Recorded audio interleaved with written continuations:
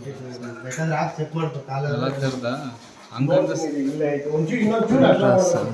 ಜಾಸ್ತಿ ಬರುತ್ತೆ ನಮಗೆ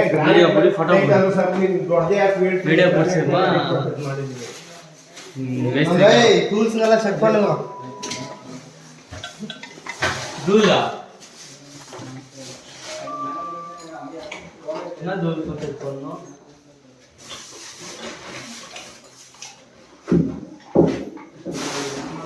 ರಿಂಚ್ ಕವರ್ ಇದ್ದಾಗ ಏನಪ್ಪ ಆಯ್ತು ರಿಂಚ್ ಕವರು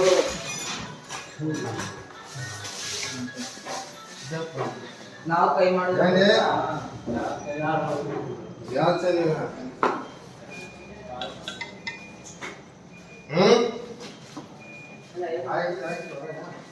ಇಷ್ಟಲ್ಲಿ